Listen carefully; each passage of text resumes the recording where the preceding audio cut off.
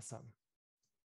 So, a little bit about my journey first, just to kind of set a reference of where I'm talking through. The first one is just, I really didn't have a conventional way that I was raised within the UX field.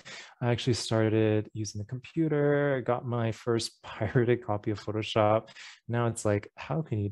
I mean, you can still find cracked versions, but it's back when Photoshop used to be handed out in little discs. And I remember I got a copy of it. And I was like, what is this?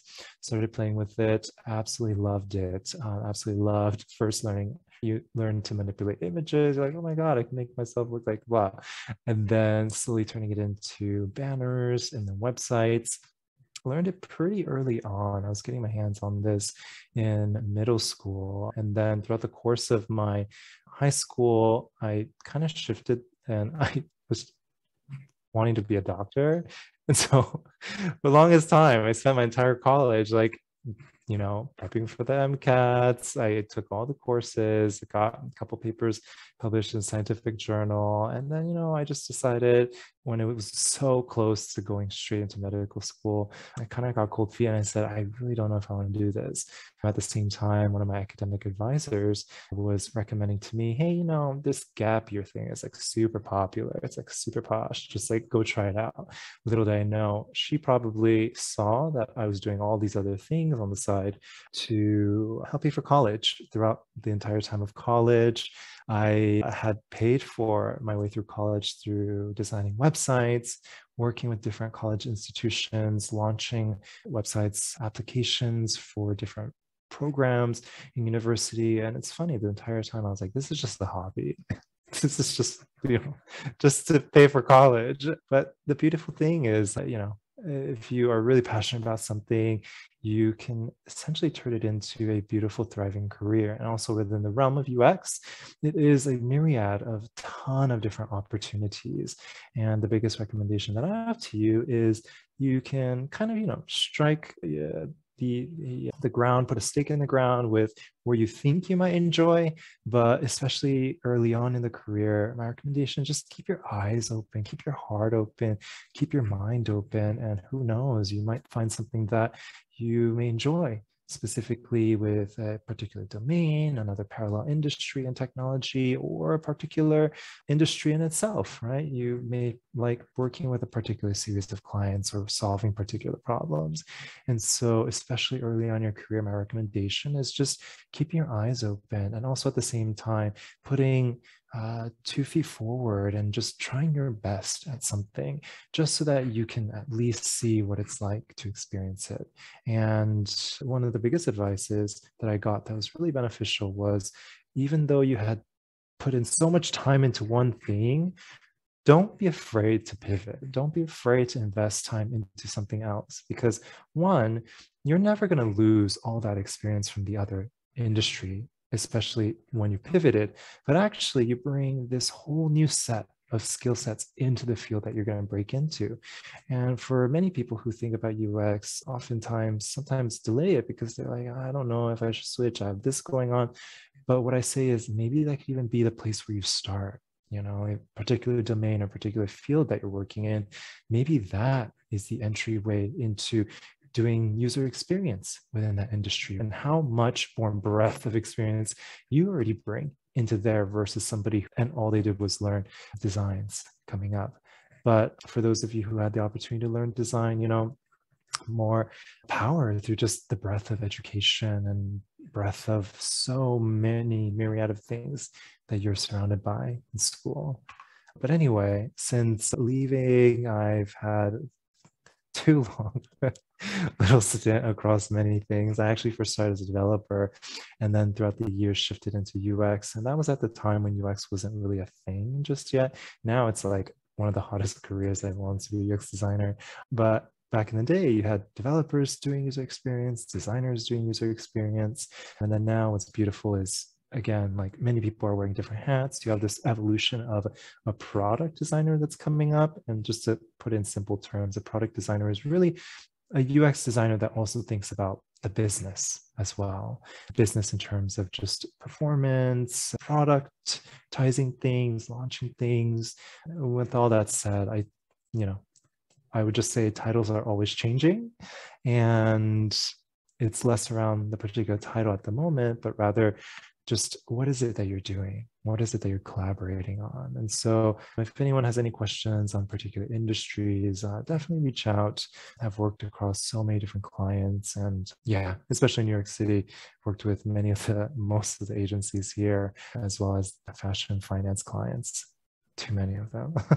But with all that said, many places learned tremendous amount of things from. And when I first started working, I was actually doing freelance work and getting my foot in through the door just by hopping around. I started in San Diego, and I instantly fell in love with an agency I worked with. And through them, just working on a myriad of projects that blossomed into many different opportunities. But with that, for anyone who is just starting your first UX job, just got it within the recent years, first of all, I want to congratulate you. Also, for those of you who are still going at it, I want to congratulate you on your effort, because it is tough to just get that first foot in the door. And the big T that I absolutely hate is just like, as an industry becomes more popular, you have more people gatekeeping because they're just like, no, like we want it for ourselves. And so, especially now more than ever, it's just like getting harder and harder, but don't give up. Organizations like us out in tech, like there's so many resources whose mission really is to create more diversity within our industry. And in terms of just like queer and BIPOC perspectives, it is so lacking. And so just by you existing within this space, you are really shifting the trajectory of our industry. But with that said, as you enter the industry, there's so many things that just help to accelerate and boost you up.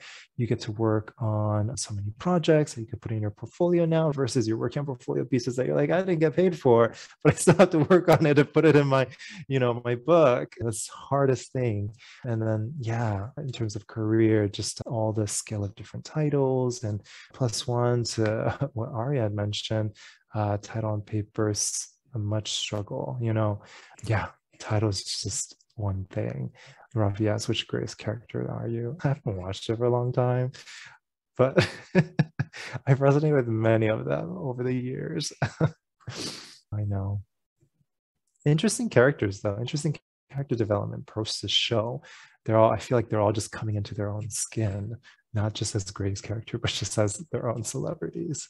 And so for the first one, where I want to start with is a couple different topics. So today's talk is really going to touch on a bunch of different things, just different domains of areas that I could see improvements being done, or at least things that I would wanted to learn myself.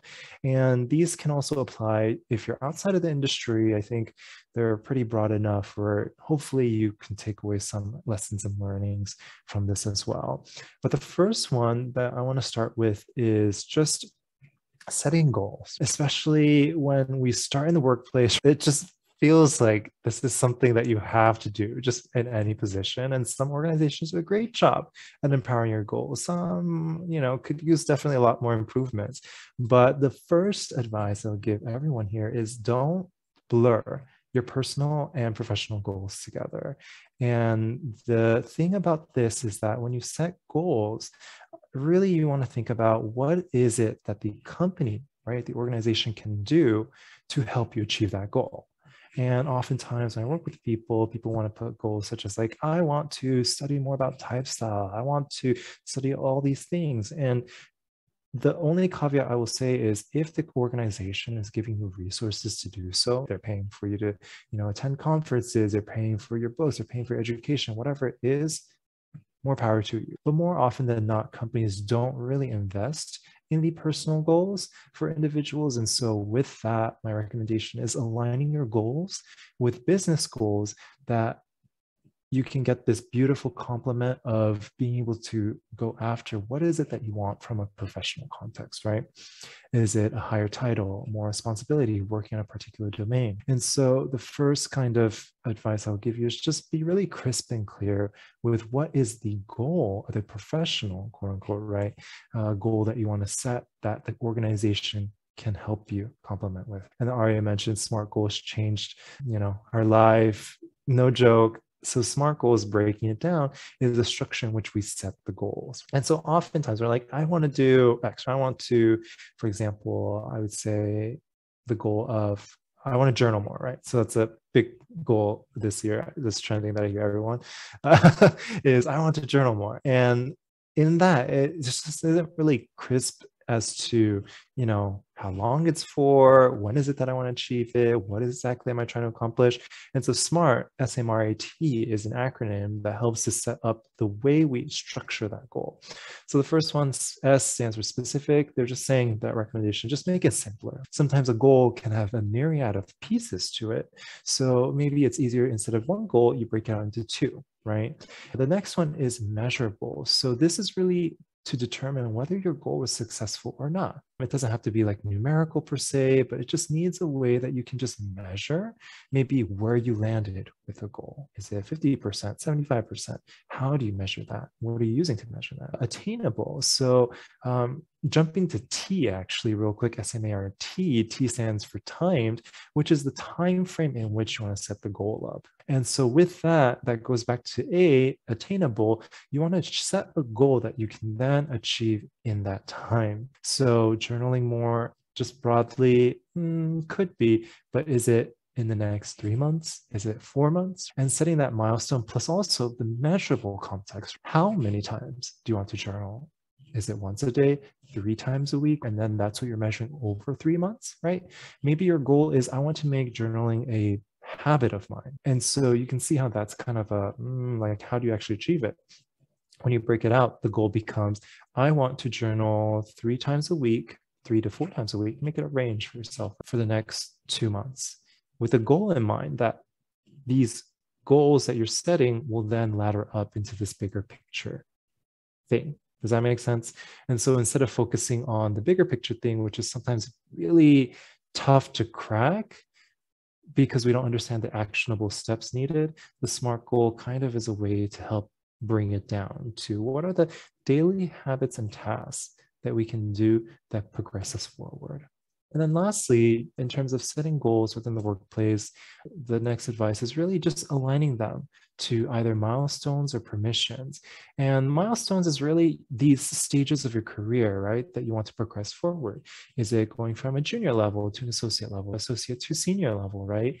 Or is it milestones in terms of just moving somewhere to work? Some people want to move to a particular locale to work with certain companies in that region. Or is it the milestone just making more money? And that is okay.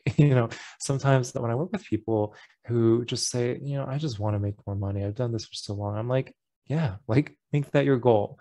And so along the lines of just, making professional goals, align it with what is it that you're truly after. And then sometimes people will say, well, the company is doing X, they don't have budget Y, blah, blah, blah, blah, blah.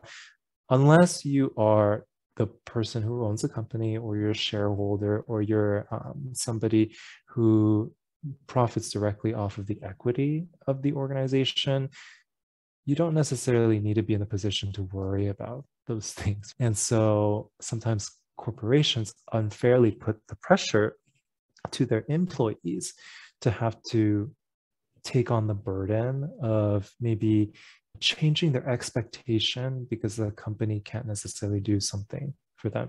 And I don't say this as an absolute means, if it's a smaller organization per se, they don't have as many resources and you're making a balance, sure. But at the end of the day, your goals, your career path, like, this is all yours, right? And so don't feel bashful if you want what you want, and just going after and taking the steps you need, which are important to you. And why this is really important to kind of cement is nobody's going to fight harder for your goals aside from yourself. And just keep saying that to yourself over and over. And also the next thing is, if the goals don't motivate you enough, get a lot more specific with your goal, or shift the goal into something that you're truly desiring. One of my mentors taught me this, where you have to set these goals as things that just will wake you up in the morning. That's like, oh, this is exactly what I want. And once you can just have these goals kind of inspiring you, pushing you, then that's where you're able to self-sustain yourself, moving towards your vision. But once it's starting to blur, you take into consideration all these other people's things, all that, that's when it starts to become really difficult, because then we're carrying the container for everyone else. The next point is on permissioning. So this one's really interesting because oftentimes we work with people within an organization, such as like these broad terms, right? Yeah, I just want more responsibility. Can you figure that out for me? And while, that's not, an impossible ask, sometimes it's really hard for managers and people higher up to actually articulate that vision for you. Again, nobody knows what your vision and goal is aside from yourself. And so with that, my recommendation is one, doing some intel, understanding the landscape of what's happening, what's the tea around you, right? Who's doing what business is happening. You don't have to take action on what you understand, but it's really in order so that you can frame your needs to other parties. And why this is important is also because when you work with managers, they're usually managing a ton of people. And what I like to do as an exercise is this exercise of role reversal. So now imagine all of you all are managing this gigantic UX team. You have about 50 direct reports under you. You're like big shot. And you publish articles, all these things. You're like, amazing. All these 50 individuals are asking you, I just want more responsibility in the workplace. Can you figure that out for me, right? And also at the same time, you have like your own work you have to do. You have a manager you have to report to. You have a product that you have to launch. And these are 50 people asking this from you. And you can see how immediately this just falls by the wayside, right? Because you're like, oh, how do I do this? Also on like a consistent basis. And so sometimes managers are spread so thin that even the best meaning managers struggle to articulate the vision of people that they manage because their hands are so full, And so with this, one of the really great advice that I got was shifting what we ask to asking for permission. So once you've done the intel, you found out, oh, these things are happening. Oh, that's an interesting project. Maybe it's shifting the kind of the goal or shifting the ask to, hey, I would like to, work on this project. Yes or no? And prompting the people who are within leadership positions to just give you the answer and just open the swim lanes for you allows you to just directly go into it. And once you shift some of the asks in the organization to be this way, you'll notice things just start opening up easier left and right. And when we have put in the diligence to actually figure all this out, and definitely it takes time, people who see a lot of value in that will often reward the people who do that for them. So with that said, sometimes an easier way to kind of set goals is figure out what goals do you need permission on. I need to get a promotion. I need more pay. I need all this. And once you set that as goals, then your professional goals really rely on other people to help activate you to get there versus these are just personal goals you're achieving yourself. Yeah. That was a mouthful. Any questions? I feel like this took me a long time to learn. And I was like, oh my goodness, this makes total sense. SMART goal, room for improvement, becoming the go-to person in the design department for UI, developing leadership. Thanks for sending this, Anna. Let's go through this real quick. Become a senior designer within 2 years of working at blah. Yeah, so the first one, becoming the go-to person for UI design work. Again, I would say this one needs to be more specific. Also, thanks for sending this as an example. I think it's really good to just have something that we can all look at and just workshop it together. I mean, for this one, I would tie it with, to do what? Once you're the go-to person, what's going to happen? What is your intention of this particular goal? And I would actually set that as your goal rather than kind of the journey towards it, if it makes sense. So if the go-to person is you're activating additional projects, right? Just activating additional projects should be your goal, if that helps. Is it to collaborate with certain departments? Then collaborating in certain departments should be the goal. Does that kind of help? Yeah. Develop leadership skills by hosting 2 workshops per year. This is perfect. You have something that's measurable, 2 per year, timed, developing leadership skills. Yeah, exactly. And by hosting, yeah, I think you got it with that one. Next one, become senior UX designer with X salary. By when, right? So this one needs to have something that's more timed. And then sometimes managers struggle with particular salary indicator and particular title. Not saying you shouldn't have that, but sometimes we break it out, right, into more specifics. So one advice I'll give you all is, especially with changing your titles, should I put this as one of the slides, but we'll talk about it now. But as you're picking titles to go up into, one of the easiest ways that you can kind of just put yourself up for that position is essentially a gap analysis of what you're doing right now and what you want to be doing. And so what people do is you just basically align those and then see which kind of day-to-day tasks or just overall responsibility that are either aligned or not aligned. And one really great tip is you just do that gap assessment yourself and then put the ones that you have the gaps in as your goals. So that's just a really kind of a sharp, crisp way of just really creating and paving the path for you to be in line for a promotion. And so often we don't think this tactically, but once you do that, you're essentially, it's just like as easy as checking off a to-do list, essentially, for the next position. And so my recommendation is for everyone here, if you want to be promoted in your current position, taking the next higher up role, going to the job description, right, at your company, because all companies have different requirements. And if your company doesn't have a requirement, then looking at another company that's kind of similar to it, similar size, similar industry, whatever it is, and then using that to do the matrix against, right? So that's for the title. For the salary count, that one, we've done like a specific deep dive in finance, which explains a lot more, which I highly recommend everyone check out. But for that one thing to ask for is, in a given position, what is this salary band? Meaning, in this specific position, what am I able to get? And you can also ask that of the next position, right? You're just like, hey, I want to see if, I want to go after a promotion and just understand what might be the band that exists for that role. Basically, the first one is understanding where you sit in a band, right? It's very different from a title because it's like very much like a salary. You could be making a certain amount and still, you could be potentially making much more than the people who, you are working under. Sometimes it's like really odd like that. And so understanding where you sit in the band, and also the next one is, again, going to the job description or the core kind of functions of that role.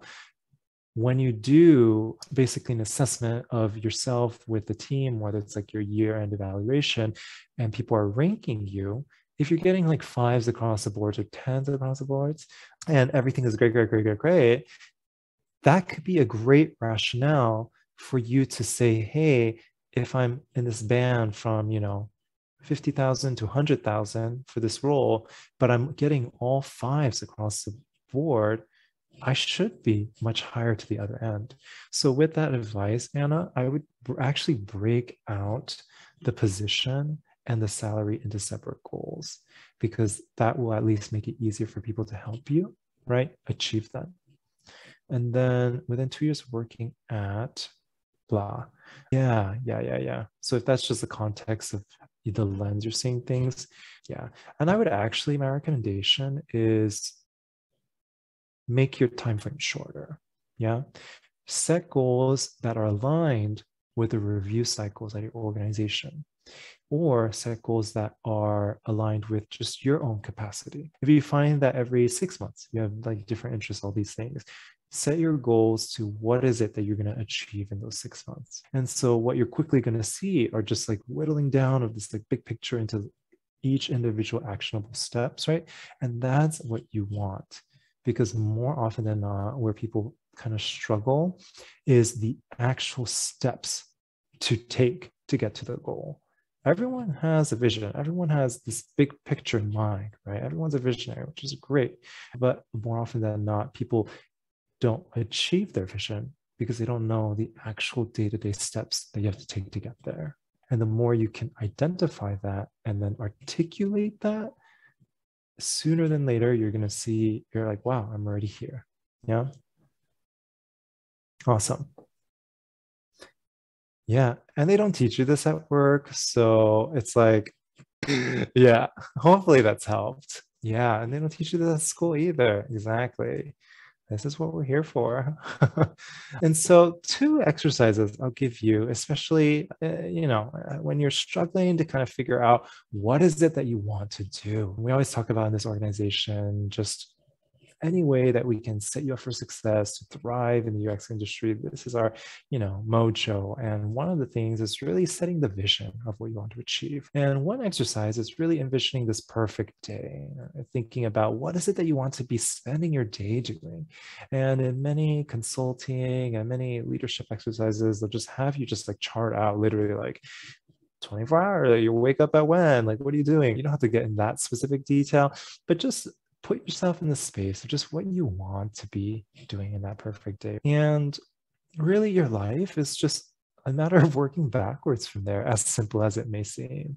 And sometimes what we don't realize is that we're taught to just aggregate things in our lives, thinking that somehow the aggregation is going to get us to this end goal. But it's actually quite the opposite. It's actually taking a step off, being really specific, walking towards that vision to get exactly what it is that we want. But aggregating all these things and pulling all these things together, at the end of the day, somehow it has to translate, right? That into the 24 hours that we're spending. How much are we sleeping? Who are we hanging out with? Who are we living with? And so one thing to think about in this exercise is just asking yourself, what is that perfect day for you? What are you doing? Who are you working with? What are you working on? And then those are the things that are going to help you to at least envision some of the goals that might help to get you there. Yeah? Awesome. And then the next advice, this was really interesting exercise that helps to articulate, actually, we hold a lot more wisdom than we're aware of.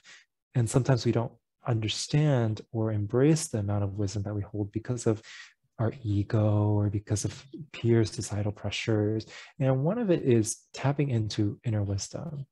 And we have this deep unconscious that actually knows what it wants, but oftentimes in the translation of it into waking consciousness, we forget. We're just like, I want something else. And so in this exercise, and I highly recommend watch this video afterwards and just do the exercise yourself. It takes about 5 to 10 minutes. Basically, it's imagining yourself 80 years from now. Just imagine yourself 80 years from now, or 80, 85, however age you want, right? And imagine you're just able to time travel and also have this space-time continuum thing work out where you can just have a conversation with your 80-year-old self or your 80 years from now. And the first step is just articulating exactly what you look like. And it's about, articulating, your look, your face, what are you wearing, all this, just to put yourself kind of in this imaginary context, to have yourself in front of you. And the next thing is really just to gaze into your eyes and just imagining this, and then asking the questions that you want answers for, right? And sometimes people recommend starting this exercise with a simple yes or no answer, right? Sometimes we're toiling with something, we're struggling to figure something out, like, should I do this? Should I do that? And sometimes just like sitting in this, and this could also be a meditation exercise, and just asking this simple question to this older self of ours, and then just hearing this answer come out of nowhere, that is the inner wisdom.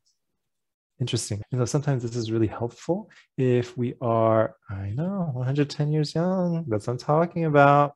Hey, if climate change allows. I love it. Truth. Yeah. Sometimes, and highly recommend, like if you're debating between different jobs or different career paths or all these things, you can even just ask yourself, like, should I be doing this? Should I take this opportunity? And then all of a sudden, this answer will come to you. That is inner wisdom. Follow that. Let that guide you. Yeah, that's your intuition. They don't teach you this at work. They're like, we are your wisdom. Listen to us. Awesome. So the next advice, any questions on these things? It's like a ton of really fun activities for you. Yeah. Okay, awesome. So the next tip is really this exercise of managing up. Has anyone heard this before? Managing up. Yeah, thanks, Kyra.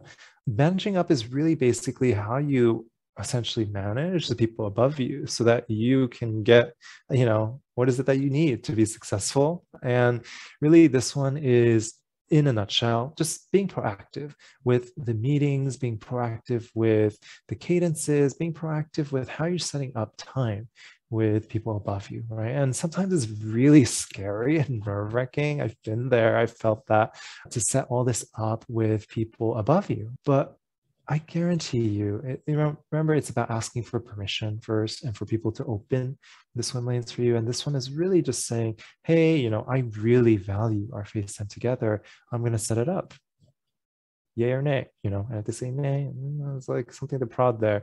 But yeah, so my recommendation is, if you want to get like super tactical, usually setting up once a week meeting for 30 minutes.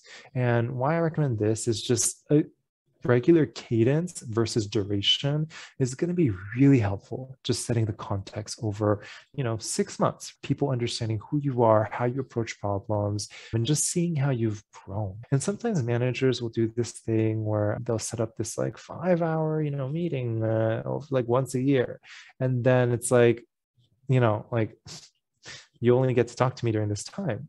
And sometimes for those elusive managers who are like, no, I don't have time, blah, blah, blah, blah, blah, my recommendation is setting up even shorter time, just a 15-minute check-in, right?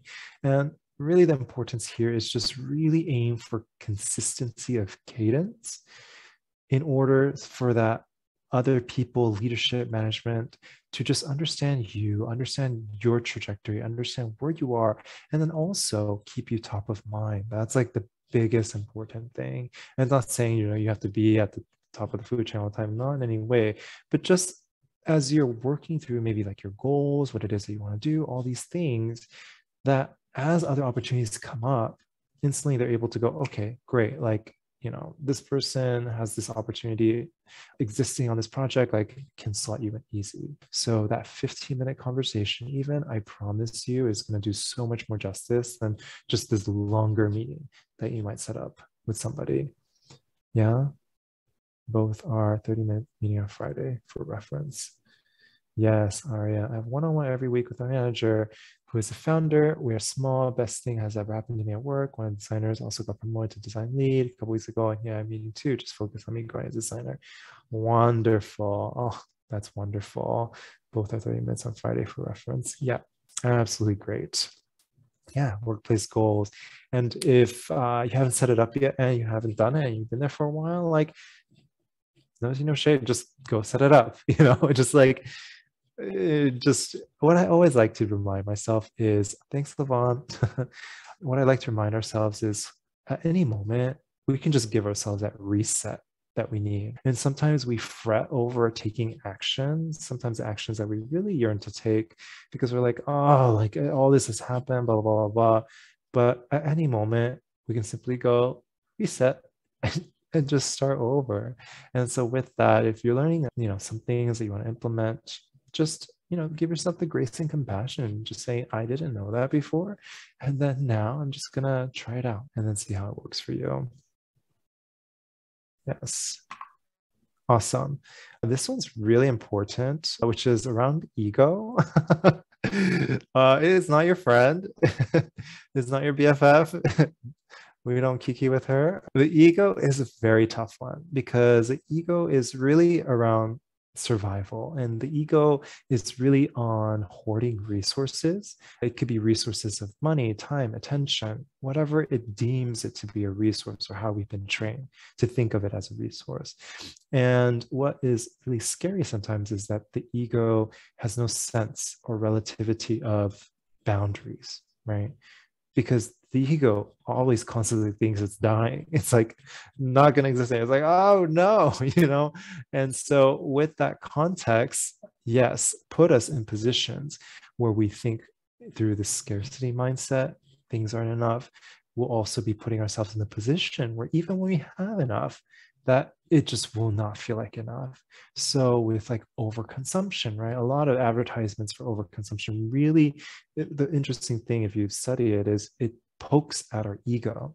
And when it can poke at our ego, it activates the ego, and then the ego does the purchasing. Ego takes the actions, right? That's like pretty sinister advertising, but really basically in the workplace, oftentimes people have learned techniques to poke at our ego, yeah, to get us to do things that they need us to do. And one example, and you may have heard this before, is if example, you have a colleague that starts instantly peppering you with all these compliments out of thin air. And now I'm just like, what do you need? But they start peppering you with all these compliments. And then the end of the sentence is, but you can do it faster. I always know you could do it faster. And sometimes the ego likes a little lure. It's like fishing, throw a little, thing in the pond and just like, ah. And that lure is awakening and making the ego feel valued. Oh, I'm useful, I'm valued, all these things. And then putting a challenge in front of us, as if we didn't complete that challenge, we won't be, a good colleague, which is crazy, absurd.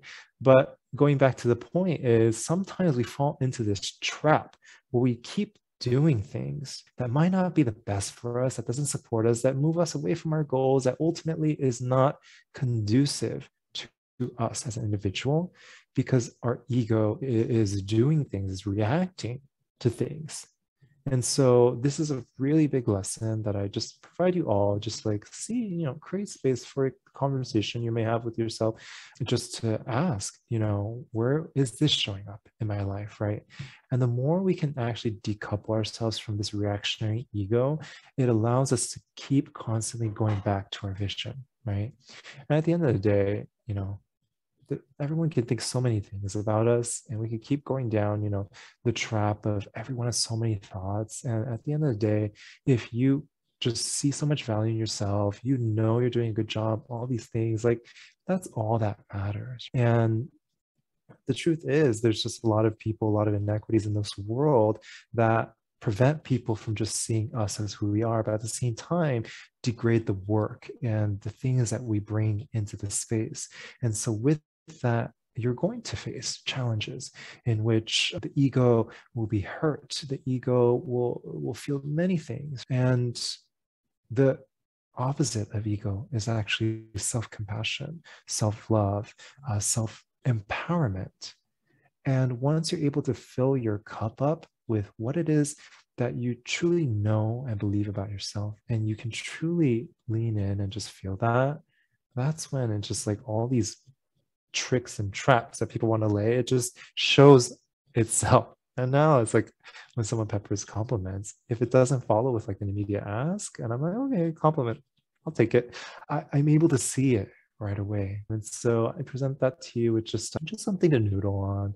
And I think most of the time, I hope everyone is doing the work in the workplace and being more aware, but unfortunately, everyone is all just struggling too, right, in the workplace. And like none of this was taught to any of us, and our peers and our colleagues. And the reality is everyone's just struggling, with their own things. And really, it's just not sometimes opting to be a part of that, struggle sometimes. And sometimes in the workplace, people say the worst thing, darnest things.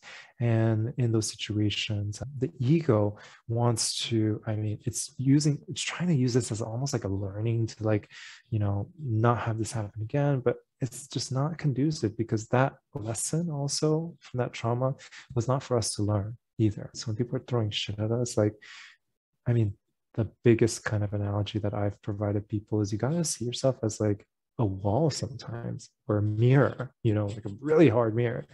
And when people are throwing like really nasty stuff at you, just allowing to bounce off and come back to them. And you're like, this is your work, buddy. Like, this is your work to do. And that also took me a long time to learn. But yeah. And the ego, once you create a space for it and shift away from it, you'll notice that the compassion you have for yourself also shows up in the way that you work with people and you create space for people. And it comes from a place of positivity versus scarcity. Yeah. Awesome. Here's another really important lesson is just in terms of your work and your design, and just in terms of the space of UX, right? A lot of the times when we enter the realm, we don't realize what exactly we're being hired to do particularly, because sometimes we're not making the business decision. But one lesson that came out of one of our book club books was really this principle that UX and design in general, digital design for the most part, is really not about making things beautiful, but rather making things functional. And when you can make things super functional, just simple functional, right? Not the whole like bells and whistles and everything's listed, but like, something really simple, something that's functional, then there's beauty in that. And so sometimes this is a really great way to kind of frame the way that we approach the work, plus also the way that we approach and prioritize some of the decisions that we make. And when we can make things functional, right, we make things more inclusive. Other people can use it. Other people can be a part of the process. We allow other people to have access to things that they haven't had access to before. And so the beauty of design, and maybe for some of you, this is the inspiration of why you want to go into UX, which is a beautiful thing, is I want to make things so that other people can have a chance of experiencing it. And the reason why UX as an industry is becoming bigger and bigger is because things are going digital that haven't been digital before. A lot of medical devices are finally making a gigantic upgrade in the last few years to being, not this like, analog system or like kind of analog digital devices with these screens that look like old school calculators, but they're glucose monitors that are connected to the internet, all these things. And imagine like just the UX of that, right? You set up the labeling system, but then if you did it wrong, somebody could potentially have a life or death situation because they read the chart wrong. And so why this industry is also going to continuously grow is because there's going to be new challenges that are going to come up as we shift to have things that haven't been digital before to be digital in the near future. Miri says, I love that there's beauty in making things functional, user-friendly, and exactly. There's beauty all around us. It's really a reframe in the way we see things. And what I always give advice to up-and-coming new UX designers, and also some boot camps don't do a great job of teaching this because sometimes they go down a rabbit hole of all these things, I mean, there's value. Like, don't get me wrong, like border radiuses and button sizes, all these things. But sometimes what I recommend to UX designers is take a step back, right? Just like take a few steps back and just see the big picture and see where this sits. And then drill down. Sure, you can drill down, but you have to oscillate between the two, macro and micro, if you really want to be a successful designer, because the macro is going to help you understand and have these larger conversations of where things sit. And also the macro lens can also help to sell in the specific detailed things that you're trying to accomplish. But also at the same time, you also have to have the ability to go super detailed to be able to make things right, refined, finessed. And also when it comes to accessibility is really about the micro, right? At an individual level, how are things working with screen readers, other products that are integrated into the use of consuming digital products for those who experience a disability. And so really ultimately, it's about shifting this reframe from just making things just pretty in pixels, but really ultimately something that is this expertise or this ethos that our job is to make things more consumable, friendly, interactive for not just us, but a myriad of people. Yeah. Awesome. And also the last point on this one is design methodologies are also often sold to different stakeholders within the businesses. So usually the people you manage and other people as a way that they can put the user first. And so with that frame and context in mind, understanding that your role was really set up to bring the user right into this process, that has to be a testament, right, as to what it is that you're trying to achieve. And when you can also align your output with the business goals of your domain, your department, or your individual role, that's when you'll see acceleration in your career. Yeah. Yeah, feel free to drop any questions. Just a couple more slides and then we're done. Yes. Next tip, raising your hand. And so this one, really simply, when you have additional bandwidth, to just raise your hand and just say, hey, I got some free time. Is there anything I can help you with? Just quite simply that request outwards will allow other people to leverage and utilize you within an organization, right? One caveat with this is if you do this so often that, like 40 hours is not really going to your manager or like the work you're supposed to be billing against or assigned to do, like it might not be great on paper for you. I mean, you can definitely talk about like shifting your role per se, but this is, I would say, just like even like with 10% of your time, right? Just helping other departments, other people that you might not necessarily work with will allow you to also gain visibility, right? And connections across domain. And so this is more not just it's just something to think about. And I think it's a good skill to train yourself, especially when you're early on as a junior designer, associate designer, even senior designer. But when you're in leadership level, this is where this really comes into play. And not just you have to understand the landscape and assess like who's doing what, like blah, blah, blah, blah, but you have to also put your team up always consistently so that they can get work. And so it's a myriad of different skill sets across different levels. But, again, start with the end in mind. If it is a gigantic creative team you want to be managing, leading in the future, it's great to kind of have that frame of mind of understanding some of the challenges, right, that you're going to face with that. And one of the biggest challenges really that many managers really struggle for is how are you also advocating for your team? How are you selling your team to different functions and different business goals? Because what you often see are the managers who struggle to do that. And then design teams get dissolved, unfortunately, because their design team didn't get work from other places. Interesting. And then for anything that's time intensive, my tip is always align with your manager. And it's a great thing to talk to them about. Awesome. Finding safe spaces, especially as a QT BIPOC creative, a few things. The first one is connecting and leaning more into cheerleaders, right? There's this LinkedIn post that talked about leaning more into people who celebrate you than people who just tolerate you. Oh, I love that so much. And it just was a really great reframe as to thinking about who we're investing time into. And then my other tip for y'all is disconnect if it's something really important that you're like, I don't want people like snooping. Go off of work channels, because like I've said this time and time again, but like Slack, Teams, all that, like it can be easily accessed. Also, email can be accessed by anybody, your organization, through specific ways. And so with that, my recommendation is, I mean, you can say it, you can delete it. Sometimes they keep a repository of it. So just, like have a call, have a text message conversation going if it's a particular thing. Like, as an example is sometimes people go into litigation with organizations because of diversity issues or other things, and especially with stuff like that, that really needs a private channel. These streams are not going to be your best friend. Yeah. The next point is creating boundaries. So this one's really important to, just like how we talked about prioritizing rest, prioritizing what your needs are, right? And investing time into yourself to understand your needs. And then that's really important, especially as you show up for others and your work. Yeah. Setting the example of how you want other people to be like, and then creating the spaces you love and enjoy. So just understand that you are just as powerful to be a conduit to create the space that you want. My big thing is if you see things that you want to see more of around you, be the vessel that brings it into fruition, and then put your requests out there. The worst that can happen is people say no. Don't say no to yourself first.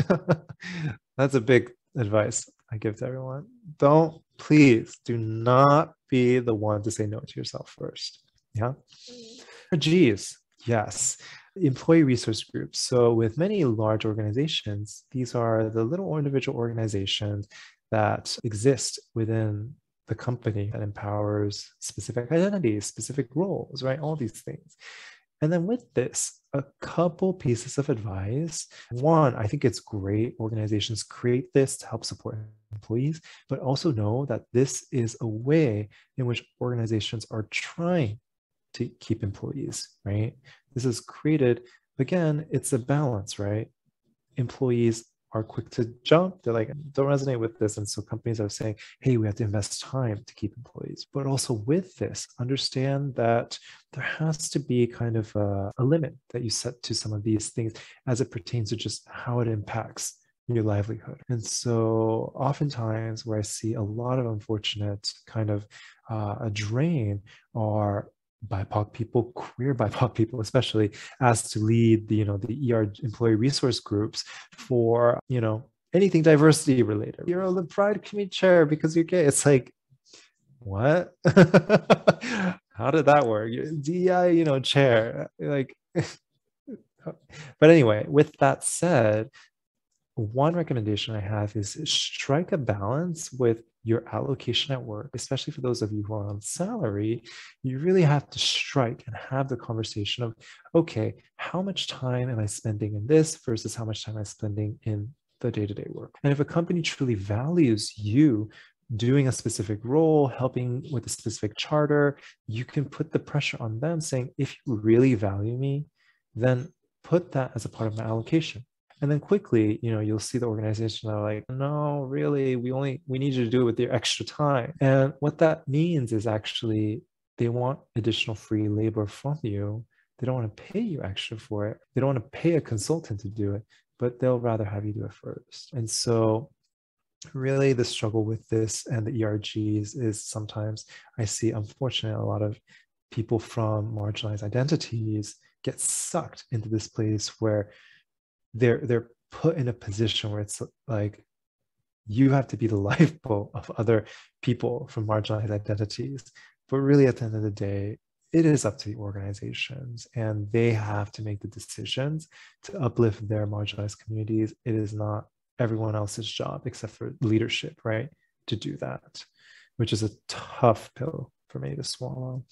How do you find if a certain company is safe space for LGBTQIA folks? So actually, as an organization, we're working to set up this way that we're digesting some of the job applications that are coming in. And one of it, quite simply, is just understanding their charters that they set up in the organization, employee documentation that everyone has to sign in terms of how they create space for one another. And the first thing to take a look at, right, is in this document that people agree on, are protections, right, afforded to LGBTQIA identities. And if it's not, it might, it could have been an oversight, which is all fair. But if it wasn't, and, they just don't actively want to put in something interesting. But it's a really great place to kind of just start by looking. And that's something we're going to start asking organizations as well to provide. Another one is looking to see if they have ERGs set up, right, for queer individuals, queer identities. But also with that, the next question is how much money is the organization, right, investing into these ERGs plus also the ERGs initiatives? Yeah.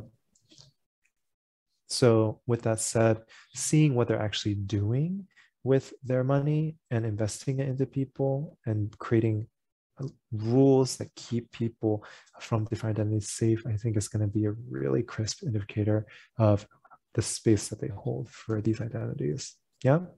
And then lastly, and then there's just like really quick things, how we create space, right? Not just for us, but for other people all around us. A few things. One thing is in the context of leadership, leadership is not about accolades, right? We're taught that leadership is about also ordering people to do things, but really leadership at the end of the day is about co-creation and activation. And what I mean by that is when you can co-create most successfully with a myriad of people, that is leadership. And sometimes it will be seen as like somebody who can order so many people around, but that has a certain limit. And sometimes it's hiding through many different inequitable things because people under them are also doing the same, and it becomes this cascading thing. But as you can see really quickly, this can crumble quite in an instant. And also with activation is how are you activating the people around you to do their best? Lastly, a thing that I always like to kind of inherit for myself is leadership is really about leading by example, putting forth what you want to see more of in the world. Is not mean to do the work for other people, not any means at all, but really what qualities do you want people to be expressing, and how can you start to set forth example of what it is, right? And a big thing with this, right, is rest, right, as something that's really important. And sometimes people work through, like, oh, I'm sick, I'm on vacation, I'm working, all these things. And the question I prompt you all is, in leadership, leading through example, what example are you setting when you do these things? And like, sometimes people are in positions where it's like, oh, it's really hard, or all these things. Two things. The first one is see how more proactive communication changes the conversation around it. But if that doesn't, and it's not a really great space in that regard, maybe there's something to explore a little bit further there, right? In terms of just what is equity as a whole, right? Not just yourself to inhale. The next thing is every situation is different. So especially for people in the industry, oftentimes what I see is just taking what's happened on one project and replicating it in another. And while that may work for certain contexts, across a landscape, what I would say is you work with different teams, different people, different projects, different organizations. And the more you can adapt things to work within that context, you will be more malleable, more successful. And so really it's about just opening up your ears, your minds, your hearts to really observe and take in what is happening, and then figuring out what is it that you want to do together. Taking a shell and using it will get you first step of the way, but ultimately it might not be sustainable. And also understand that these are all different, again, intersectionalities that we just have to think about within the professional space. And then don't take in every feedback. This is really important as it pertains to marginalized backgrounds, because sometimes we don't realize that people are, like working through their own shit, for lack of a better term. And sometimes when they are, still working through stuff and they have feedback for us, taking in their feedback sometimes amplifies what they're still working on. And so with that, again, with a grain of salt, we can be open to feedback, but my pressure test is, does it come from a place of ultimately uplifting me? And if the feedback is not ultimately rooted in uplifting me, then, we might have a catch-22 there. If it's just feedback just to tear me apart, like, honestly, it can mean the best, but if I just get the sense that you're just here to tear me a new one, like, I'll file it in an index card and put it somewhere, right? It's like, thank you, come again. It's like, yeah. And so, and remember that everyone's just trying their best. That's a hard pill for everyone to swallow too, is everyone's just trying their best to the capacity that they know. And sometimes they just don't have the capacity to go further. And it's just, we have to create the space for that, and sometimes a boundary for that as well. And then a couple of traps, pitfalls, myths I often see, especially with people starting off the career, is just a few things. The first one is, especially for people who've been in a position, they've been struggling so hard, right? It's like, oh, I want to get promoted, I want more money, I want these things, but it's not happening. Oftentimes, a resort that I see people leaning more into is, I'm going to apply for jobs. Bring that up, and they're going to have to, give me X if I do Y. And with that, more often than not, I haven't seen it go really well, also go really well in the long term. And with that, threats are also not very sustainable. And think about, what is it that you want to create that's sustainable versus that's immediate. Next thing is, I hear also people going, oh, I hate this place. I'm so ready to check out, so ready to get a new job, but I feel like I just have to leave this place just so that I can, finally find the space on my own. And with that, what I will say is that, maybe it's about finding and striking a balance first and seeing how that works, because I ultimately go back to, how can we keep Black, brown, yellow bodies safe first? And one of the core tenets of that is financial stability, in order to keep our communities safe, not paying rent, all these things. Like, there are implications of those things that has far-reaching impacts. And so with that, I mean, one of the things that we had talked about in like many spaces is this theory that, a job is a job. Like it's a relationship that we build. And if you just gotta maybe take a step back and just treat it as I'm gonna do X so that you can just pay me, and I'm just gonna do that and then figure out what is it that I'm gonna do next with my life, more power to you. And don't allow anyone to take that from you, because that's really another way of looking at how you strike a balance with opportunities. But again, through the context of capitalism and through the context of capitalistic devotion, we're taught that if we are not 100% aligned with this organization, blood, sweat, tears, everything, heart and soul, that we need to leave, you know, and that these transactional relationships are actually not good. But what I will say is, if in the context that you have enough money stored away, right, and you can take a gap, more power to you. Like, please, like, do what it is that you could do with the resources you're afforded. But if you're in the instance where you're going to feel the strain and it's actually going to cause you a lot more stress to be in that position, maybe it's just about, how you develop just your transactional relationship so that you can figure out what is next, right? Yes, a job is a legal contract. Agree, exchange limited number of hours for money. Yes, exactly, exactly. And so also, one statement that has resonated with many people is, I say to people, how would your younger self, the person who wanted to apply for this job, react to what you're saying now? It's not saying like, oh, I'm not devoted, like whatever, but it's this act of like, I'm just gonna leave now, like, and I'm figure it out, or, like, I'm not going to leverage and lean into all that I've cultivated. And for many people, especially QT BIPOC bodies, we have such strong, valuable relationships that we cultivate because we're just, such awesome people. But we're so mindful, we're so conscientious, we develop these relationships, and at the same time we work so hard and we develop a security around us. But sometimes at the axes of having the security and going into the next kind of like tier or pushing ourselves, we sometimes, it's, I will say it's hard.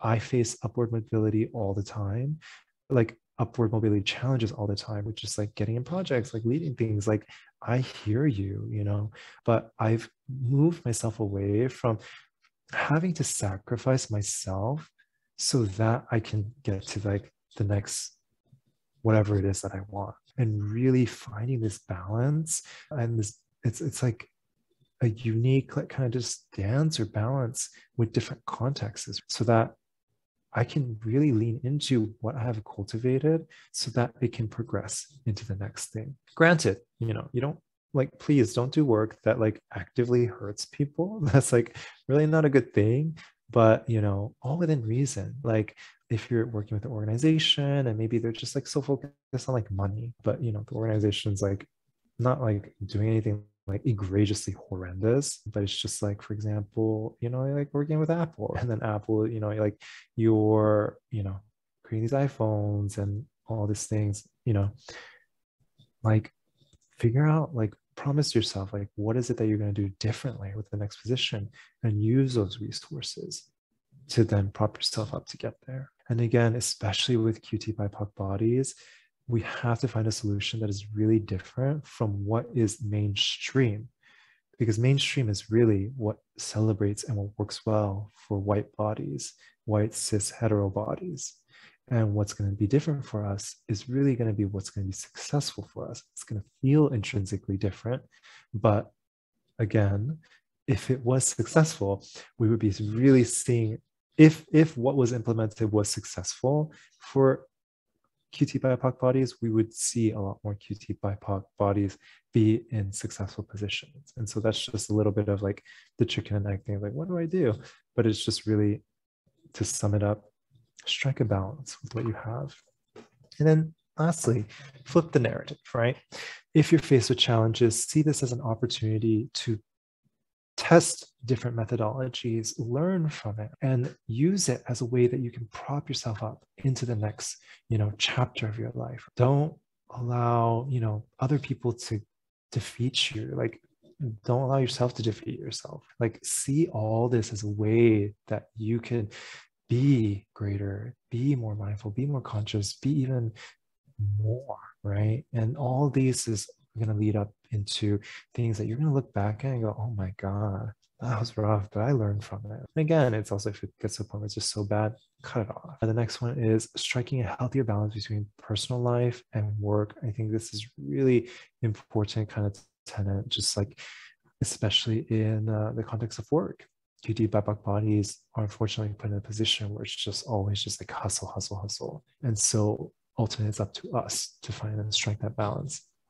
And then lastly, when in doubt, reverse the roles, switch the narrative that's in our minds, switch the contexts, do what's needed for us to kind of sometimes get out of our own heads, get out of our own ways, so that we can approach the problem differently. So yeah, that was a lot. That summates the end of this talk. And we have a little, like, short 15-minute session for everyone, but just want to open up. Like, is there any like questions coming out of it? Like, did any of this like resonate with you all? Like, just like pouring my like heart and soul out. But it's just like, this just took me a long time to learn. Nobody taught me this. And when I work with other people in the creative industry, especially QTBIPOC bodies, this comes up again and again and again as patterns. And I think, having learned all this in the beginning, I would have done many things differently with my career. But with that said, it's never too late. And it's never too late to shift the narrative for all of us. With that brings us to the end of our evening. Thank you for sticking with us.